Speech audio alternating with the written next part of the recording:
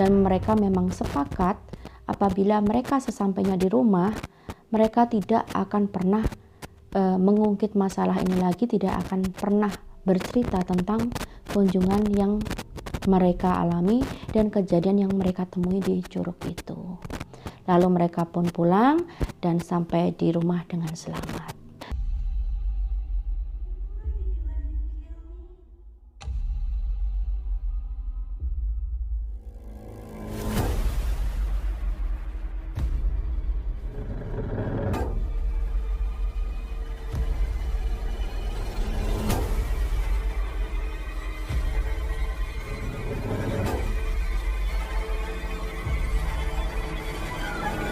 Halo, Assalamualaikum. Terima kasih sudah singgah di channel ini.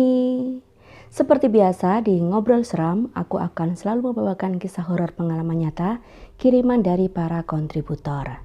Kisah kali ini akan bercerita tentang pengalaman seseorang yang diikuti oleh sosok makhluk dari sebuah curug yang pernah disinggahinya, dan makhluk itu mengikutinya hingga bertahun-tahun lamanya.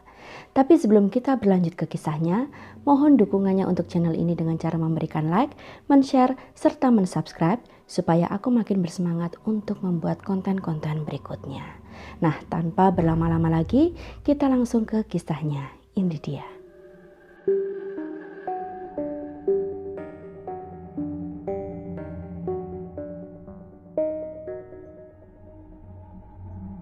Beberapa tahun kemudian, Lia pun kembali ke kampung halamannya untuk melanjutkan kuliah, sehingga hubungannya dengan Ferry pun akhirnya kandas. Berbeda dengan Astri, akhirnya Astri ini pun menikah dengan Doni dan mereka tinggal di rumah orang tua Astri. Di saat itu, di rumah tersebut juga ada 2 orang adik lelaki Astri yang kita sebut saja dengan nama Faiz, yang duduk di kelas 1 SMA, dan Aji yang masih duduk di kelas 4 SD. Nah, kehidupan berjalan seperti biasa, normal. Mereka pun antara Astri dan Doni ini sama sekali tidak pernah mengingat kejadian di curug yang mereka kunjungi beberapa tahun yang lalu bersama Ferry dan Lia. Tapi tiba-tiba kenangan itu kembali terusik atau muncul lagi saat Faiz ini berpamitan kepada keluarganya untuk mengikuti acara kemah atau camping di area gunung tersebut yang berada di dekat curug itu. Nah, mendengar rencana camping itu, Astri ini yang kembali teringat dengan kejadian yang ia alami di lokasi itu, merasa trauma bila terjadi sesuatu nanti kepada adiknya di sana. Apalagi mengingat sifat Faiz ini yang suka berbicara sembarangan dan bersikap seenaknya. Astri sangat takut kalau Faiz mengalami suatu kejadian atau musibah akibat perbuatannya di gunung di daerah dekat curug itu. Tapi Faiz ini sangat bertekad bulat ya. Jadi walaupun sebenarnya Astri ingin bercerita tentang apa yang dialaminya beberapa tahun lalu, tapi dia mengurungkan niatnya karena hal itu menimbulkan traumatis pada dirinya. Akhirnya setelah berpesan macam-macam kepada Faiz untuk menjaga perkataannya, menjaga perbuatannya, tindak tanduknya, jangan membuang sampah, jangan mengotori tempat tersebut, dan berbagai wejangan lainnya. Akhirnya Astri ini pun mengizinkan Faiz untuk berangkat mengikuti kegiatan camping itu.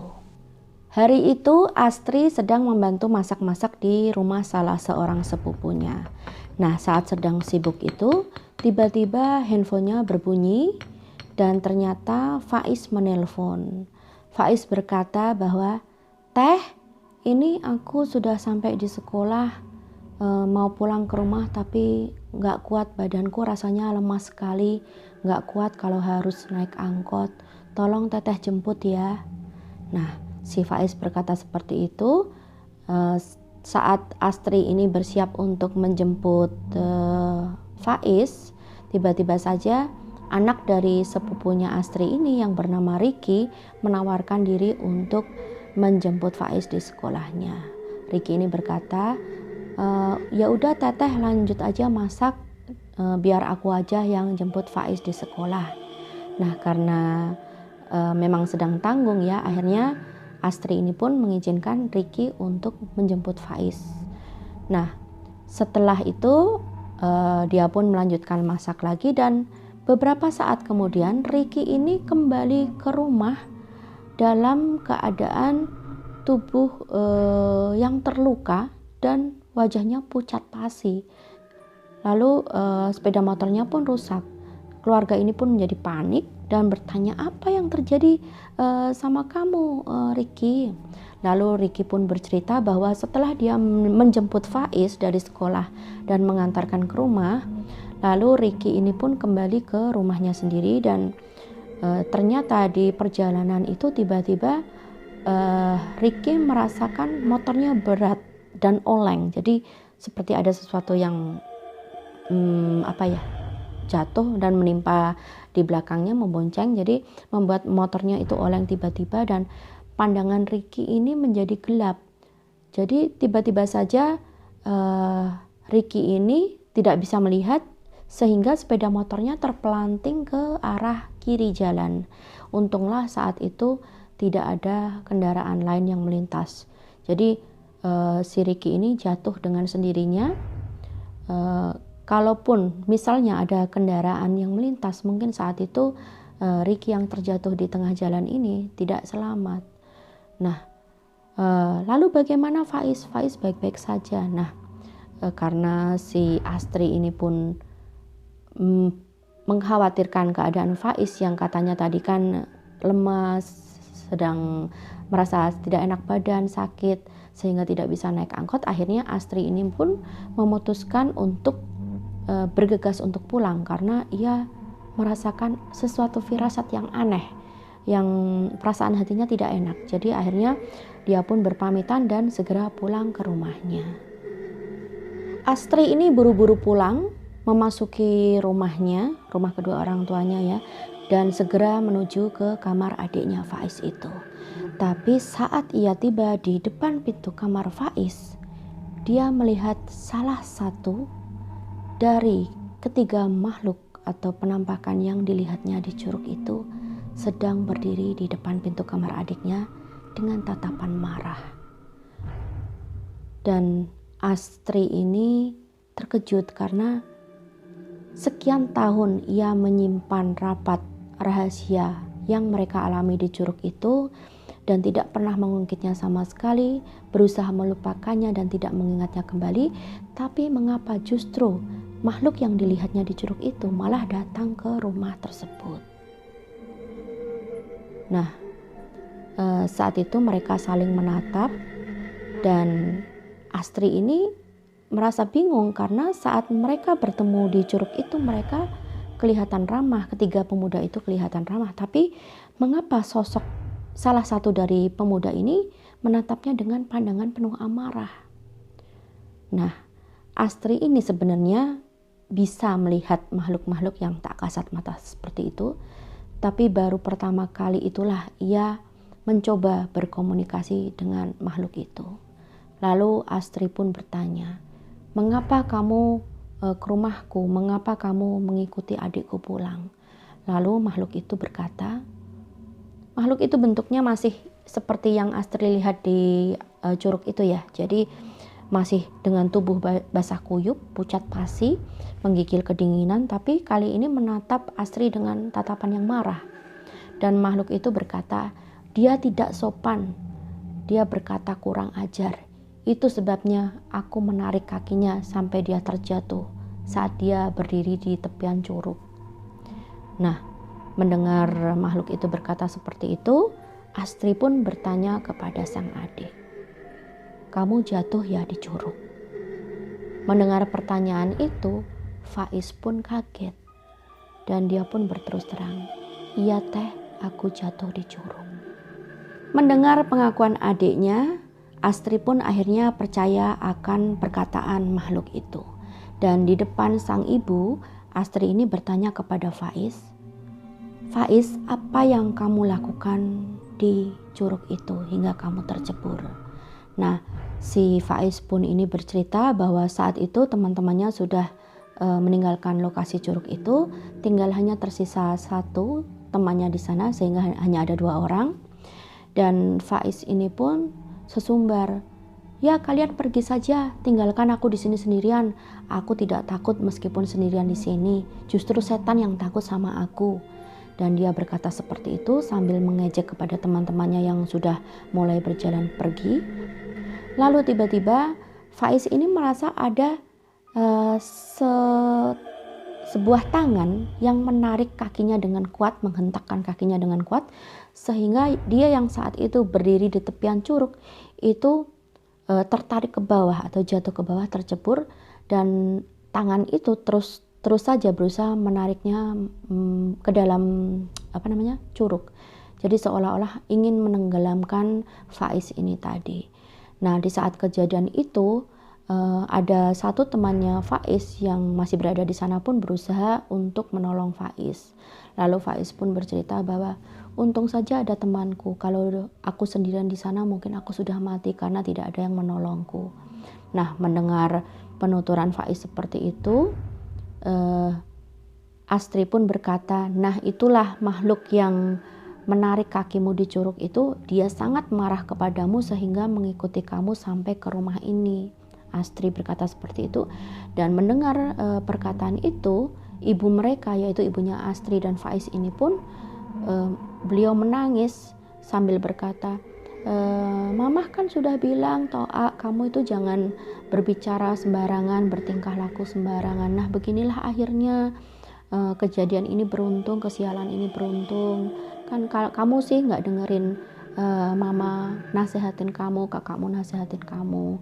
Lalu ibu mereka ini menangis meminta maaf kepada makhluk itu, meskipun beliau tidak melihat ya, tapi beliau cuma memohon agar memaafkan anaknya dan meminta agar makhluk itu pergi dari rumah mereka.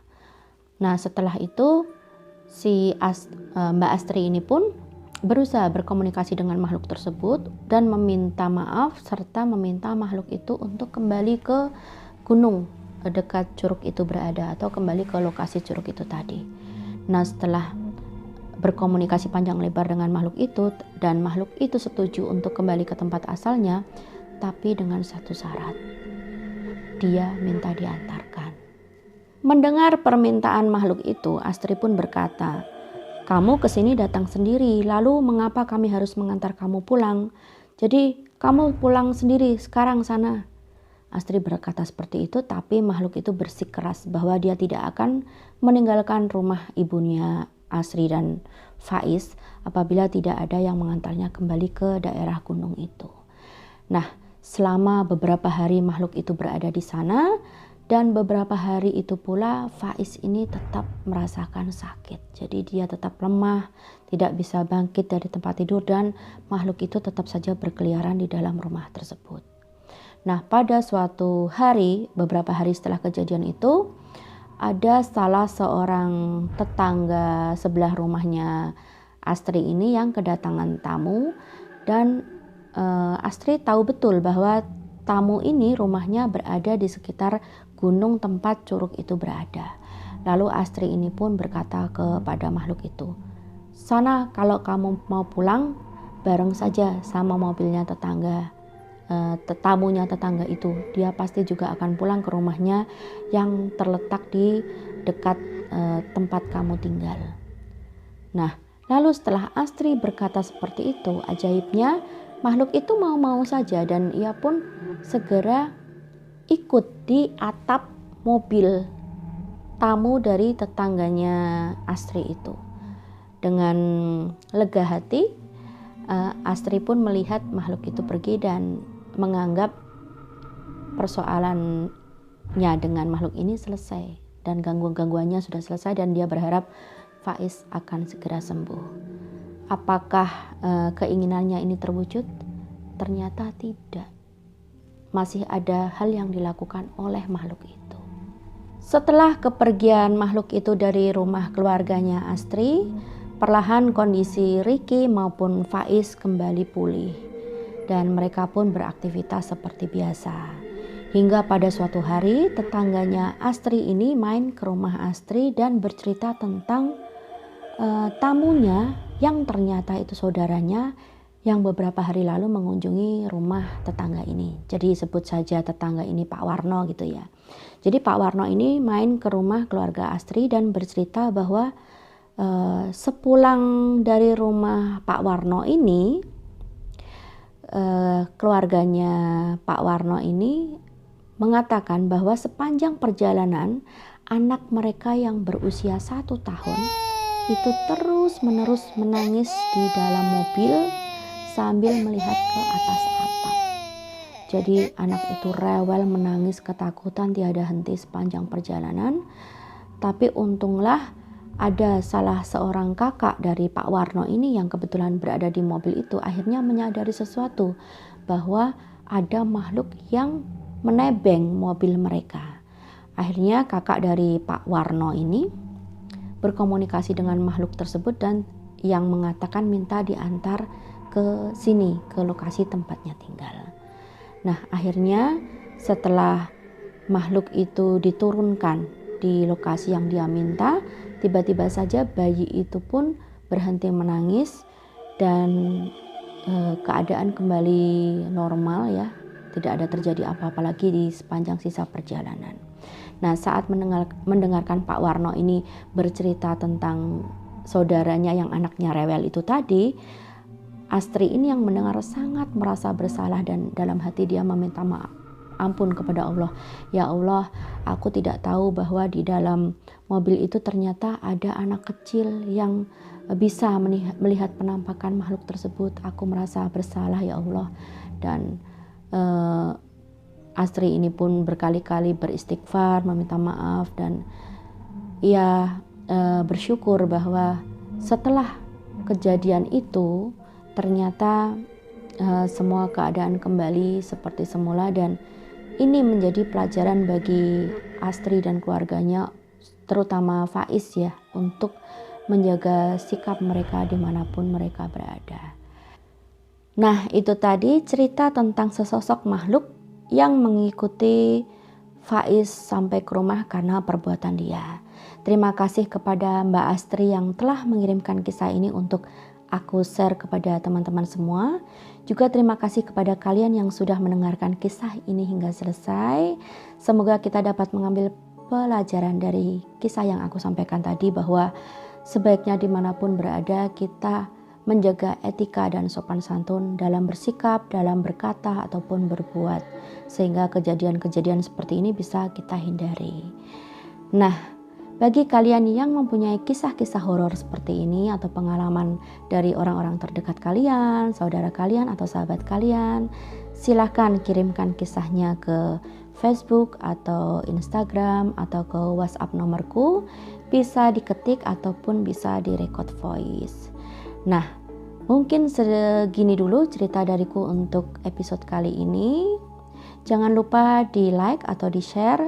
Dan juga untuk kalian yang masih berada di rumah, semoga menikmati hiburan yang tidak seberapa ini di tengah masa pandemi. Semoga pandemi segera berakhir. Stay healthy dan kita ketemu lagi di episode selanjutnya. Sekali lagi terima kasih.